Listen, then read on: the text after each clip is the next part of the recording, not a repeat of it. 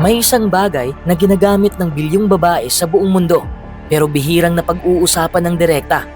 Ito ang sanitary pad. Pero naisip mo na ba? Paano nga ba ito nagsimula? Sino ang nag-imbento nito?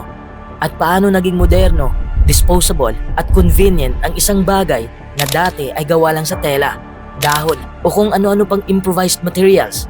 Noong sinaunang panahon, wala pang commercial sanitary pads.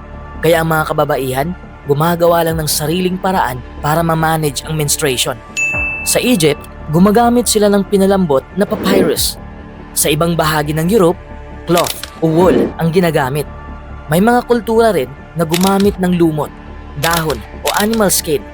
Hindi ito komportable at syempre, hindi rin hygienic sa modern standards. Pero ito ang available noon. Ang pinaka-common na idea noon ay kung ano ang meron, yun ang gagamitin. Pero ang malaking pagbabago ay nagsimula sa digmaan. Noong World War I, may material na ginamit para sa mga sugatang sundalo. Isang highly absorbent material na tinatawag na silicone. Mas mura ito kaysa cotton, pero mas epektibong sumipsip ng dugo mula sa sugat. Dito nangyari ang isang interesting na observation. Ang mga nurse na gumagamit ng silicone, napansin nila na pwede rin itong gamitin para sa menstrual flow. Mas absorbent ito kaysa ordinary cloth, mas practical at mas convenient lalo na sa field conditions.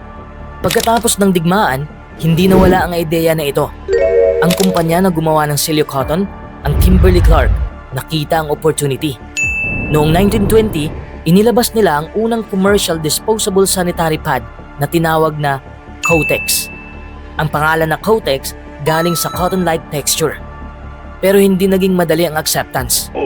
Sa early 1900s, sobrang tabu pa ang menstruation. Hindi ito openly discussed. Kahit ang pagbili ng sanitary pad, maraming babae ang nahihiya. Sa ilang tindahan, hindi mo kailangan magsalita. Iiwan mo lang ang pera at kukunin ang produkto discreetly. Ganito kalakas ang stigma noon. Kaya kahit may produkto na, hindi agad ito naging mainstream. Pero habang tumatagal, unti-unting nagbago ang technology at mindset ng society. From bulky pads, naging mas manipis, mas absorbent at mas komportable. Dumating ang adhesive pads noong later decades kung saan hindi na kailangan ng belts o pins, diretso na siyang didikit sa underwear. Ngayon, ang sanitary pads ay may iba't ibang types.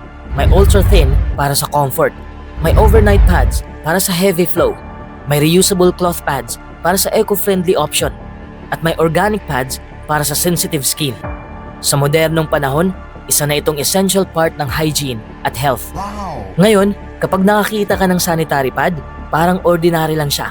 Pero sa likod nito, may kasaysayan ng digmaan, siyensya at silent struggles ng kababaihan sa loob ng libu-libong taon.